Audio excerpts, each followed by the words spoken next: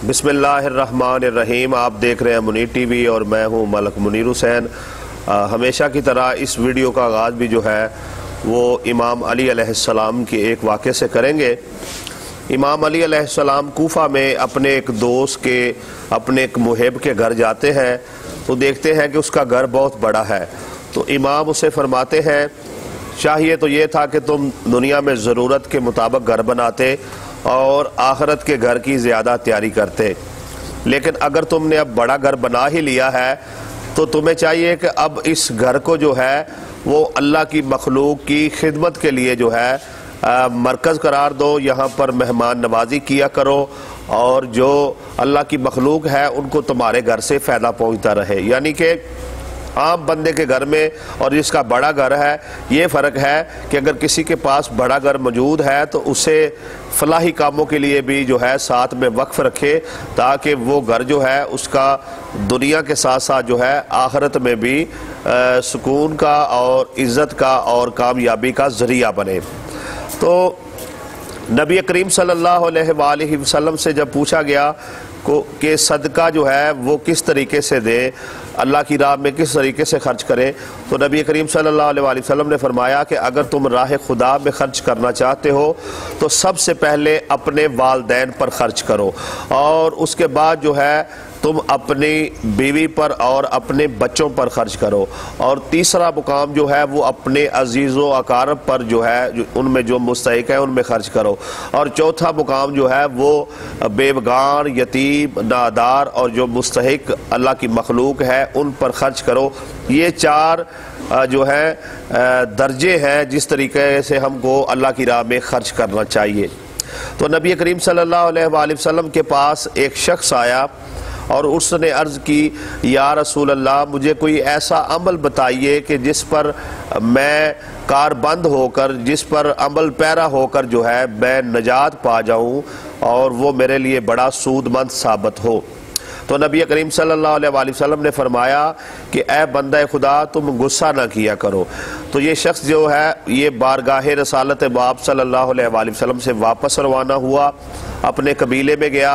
जैसे ही ये कबीले में गया तो इसको खबर हुई कि इसके कबीले के कुछ लोगों ने किसी दूसरे कबीले के लोगों का माल चुराया है और बदले में उन्होंने भी इनका माल भी चुराया है और अब जो है जंगो कताल होने का ख़तरा है। तो इसे बड़ा गुस्सा आया, इसने जंगी लिबास ज़ेबतन किया, अपना जो है हथियार जो है लगाया कब्र के साथ और मैदान जंग में रवाना हो गया। जैसे ही मैदान जंग में ये पहुंचा तो इसको अल्लाह के नबी सल्लल्लाहु अलैहि वसल्लम का फरमान याद आया कि हजूर सल्लल्लाहु अलैहि वसल्लम ने फरमाया था कि अपना जो है गुस्सा उस पर कंट्रोल किया करो, गुस्सा नहीं करना है। तो इसने जो है सोचा क्यों ना मुहालफ जो कबीला है उसके सरदार से बात की जाए। तो ये आगे बढ़ा और इसने मुहालफ कबीले के सरदार से कहा कि क्यों हम एक दूसरे की जान के खून के प्यासे हुए पड़े हैं, अगर तुम्हारा कबीला जो है उसका माली नुकसान हुआ है तो मैं अकेला जो हूँ तुम्हारा वो मुआवजा जो नुकसान हुआ है उस वो पैसे वो रकम जो है अदा करने के लिए तैयार हूँ। तो जैसे ही इस बंदा खुदा ने ये अल्फाज कहे तो दूसरे कबीले का सरदार कहता है, क्या तेरा दिल हमसे ज़्यादा बड़ा है? अगर यही बात है तो जा, हमने जो भी मामला है उसको दफ़ा किया और उसे ख़त्म किया। तो इसको फौरी याद आया कि रसूल खुदा सल्लल्लाहु अलैहि वसल्लम ने फरमाया था गुस्सा नहीं करना। तो जैसे ही मैंने अल्लाह के नबी सल्लल्लाहु अलैहि वसल्लम के फरमान पर अमल किया है तो दो कबीलों की जो लड़ाई होने वाली थी वो बच गई है, हम उससे महफूज हो गए हैं। तो वैसे भी अल्लाह के नबी सल्लल्लाहु अलैहि वसल्लम ने फरमाया कि गुस्सा जो है वो जहन्नम की गर्मी से है, लिहाजा जब तुम्हें गुस्सा आए तो ठंडा पानी पिया करो। और ये भी नबी करीम सल्लल्लाहु अलैहि वसल्लम ने फरमाया कि अगर तुम्हें गुस्सा आए तुम खड़े हो तो बैठ जाओ और अगर तुम बैठे हो तो लेट जाओ। तो नबी करीम सल्लल्लाहु अलैहि वसल्लम ने यह भी फरमाया कि तुम दूसरों पर रहम करो ताकि खुदा जो है वो क़यामत वाले दिन तुम पर रहम करे। तो बारकैफ हमें जो है गुस्से से बचना चाहिए, अपने आप को महफूज रखना चाहिए। ऐसे ही एक और वाक़या है कि इमाम अली अलैहिस्सलाम ने कूफा में देखा कि एक शख्स जो है उसके पास आपकी ज़िरा है और वो ज़िरा जो है वो चंद दिन पहले गुम हो गई थी। तो आपने उस शख्स को पकड़ा और काजी के पास ले गए। हालांकि आप उस वक़्त हाकिम थे, तो आपने जो है केस किया और कहा कि ये जो ज़िरा है ये मेरी है। तो काजी ने कहा कि इमाम अली अलैहिस्सलाम चूँकि ये ज़िरा इसके पास है और आप दावा कर रहे हैं आपकी है, तो आप कोई गवाह पेश करें या कोई सबूत लाएं। तो इमाम अली अलैहिस्सलाम ने फरमाया कि मेरे पास तो कोई सबूत नहीं है। तो जैसे ही इमाम अली अलैहिस्सलाम ने ये फरमाया मेरे पास सबूत नहीं है, तो काजी ने ईसाई के हक़ में फ़ैसला दे दिया और ईसाई जो है वो ज़िरा लेकर चल दिया। और जैसे ही वो अदालत से निकला तो ईसाई के ज़हन में ये ख्याल आया कि अल्लाह अल्लाह, क्या मुकाम है इमाम अली अलैहिस्सलाम की हुकूमत का कि आपने जो है अपनी ज़िरा होते हुए भी जो है मुझ पर कोई सख्ती नहीं की, बल्कि मुझे अदालत में ले गए हैं। तो आपकी सीरत को देखते हुए वो जो ईसाई है वो मुसलमान हो गया। ऐसे ही एक और वाक़या है कि एक तंदुरुस्त, तवाना और मजबूत जिस्म का मालिक शख्स जो है वो कूफा के बाज़ार से गुजर रहा था, तो एक दूसरे शख्स ने उस पर जो है मुट्ठी भर कूड़ा उछाल दिया। तो किसी ने उसे बताया कि जिस पर तुमने कूड़ा उछाला है तुम जानते हो ये कौन है? तो उसने कहा मैं नहीं जानता। तो उसे बताया गया ये मालिक अश्तर है, ये वो है कि जिनका नाम सुनकर शेर का जिगर भी पारा पारा हो जाए। तो ये शख्स डर गया और पीछे पीछे हो लिया कि मैं देखूं कि मालिक अश्तर कहाँ है, मैं उनसे जाकर माफ़ी मांगूं। तो उस वक़्त मालिक अश्तर मस्जिद में पहुंच चुके थे, आप नमाज अदा कर रहे थे। जैसे ही आप नमाज से जो है फारिग हुए तो ये शख्स हाथ बांध कर कहने लगा कि मुझे माफ़ कर दीजिए, मुझे अभी अभी ही आपके रुतबे का एहसास हुआ है। तो मालिक अश्तर कहते हैं मैं तेरी नादानी और बेवकूफ़ी पर ही अल्लाह की बारगाह में दुआ करने आया था कि ऐ अल्लाह, ये मुझसे वाक़फ़ नहीं है, वैसे भी ये नादान शख्स है, तो इसको हदायत अता फरमा। देख अल्लाह ने मेरी फरियाद सुन ली है, तू अल्लाह के घर में आ गया है, तो अब अल्लाह की बारगाह में तौबा कर ले और ऐसे दोबारा जो है तुमने किसी को तकलीफ़ या किसी को नुकसान नहीं पहुँचाना है।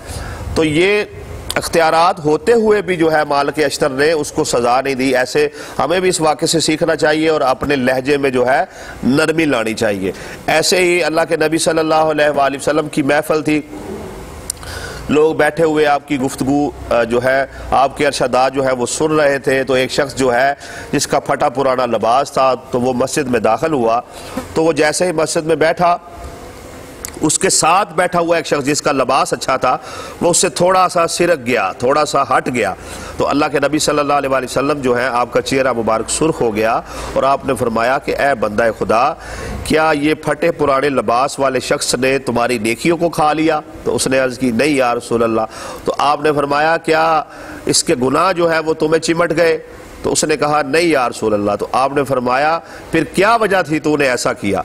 अब वो शख्स जो है वो शर्म से सर झुकाए हुए था। तो उसने जो है फिर अर्ज़ की या रसूल अल्लाह, मुझे समझ आ गई है मैंने गलत किया है, अपने मुसलमान भाई के साथ इसकी दिल आज़ारी की है, तो मैं अपना आधा माल इसको देने के लिए तैयार हूँ। तो उस शख्स ने जो दरवेश था उसने कहा या रसूल अल्लाह, मैं इसका आधा माल लेने के लिए तैयार नहीं हूँ, इसलिए कि हो सकता है मेरे पास भी इसकी तरह माल आए तो मेरे दिल में भी जो है गुरूर और तकब्बर आ जाए। तो इस वाक़े से हमें यह सबक मिलता है कि हमें गुरूर से, तकब्बर से जो है वो अपने आप को महफूज रखना चाहिए। ऐसे ही एक शख्स है जिनका नाम है तारीख़ में गज़ाली तूस के रहने वाले थे। तो उनके उस्ताद जो बात भी कहते थे ना वो उसको लिख लिया करते थे। अब निशापुर में वो तलीम हासिल करते रहे और वहाँ से तलीम हासिल करने के बाद वापस अपने जो है मुल्क में, अपने इलाके में जो है रवाना हुए। तो रास्ते में डाकू पड़ गए और उन्होंने सबका माल लूट लिया। और जब गज़ाली की बारी आई तो इसका माल भी लूटने लगे। तो जैसे इसके माल पर हाथ डाला ना तो गज़ाली चीखे मार के रोने लगे, कहने लगे भी अल्लाह का वास्ता मेरा माल ना लूटो। तो डाकुओं ने कहा भाई लगता है इसकी जो ये गठरी है इसमें कोई कीमती माल है। तो उन्होंने उसकी गठरी को खोला तो देखा उसमें से कागजात हैं और उन पर कुछ दर्ज है। तो डाकू पूछने लगे भी गज़ाली, इन कागजों के लिए तू रो रहा था, इन पर कुछ दर्ज है, क्या वजह है? हमने तो समझा कि बड़ा कोई कीमती माल है। तो गज़ाली कहता है कि मैं अपने उस्तादों की बातें जो हैं वो लिखता रहा हूँ, तो इसमें तो वो सारी चीज़ें महफूज हैं। तो ये अगर चला जाएगा तो मेरा तो सारा इल्म ही चला जाएगा। तो डाकू हंसे और कहने लगे, गजाली तू भी कैसा आलिम है कि तेरा सारी की बातें जो है सिर्फ किताबों में लिखी हुई है, तूने अपने जहन में कुछ इल्म को क्यों महफूज नहीं कर लिया? वो कैसा इल्म है कि जिसे डाकू चुरा कर ले जाए? गजाली कहते हैं कि वो तो चले गए, लेकिन उनकी बात ने मेरे दिल पर गहरा असर किया और उसके बाद मैं तहरीरन तो चीज़ें महफूज रखता था, लेकिन साथ में अपने जहन नशीन भी चीज़ों को किया करता था। अब बाद लोग समझते हैं कि अल्लाह ने दो कान जो है वो इसलिए दिए हुए हैं, एक कान से बात सुनो और दूसरे से निकाल दो। नहीं, इसलिए नहीं है। दाएं से बात आए तो उसको भी दिमाग में जगह दो और बाएं से बात आए तो उसको भी दिमाग में जगह दो। तो ये चंद हिकमत भरी बातें थी। तो मेरी दुआ है अल्लाह तबारक व तआला जो है हम सब को इन पर अमल करने की तौफीक अता फरमाए। तो इंशाअल्लाह ताला बहुत जल्द जो है अगली वीडियो लेकर आपकी खिदमत में हाजिर होऊंगा।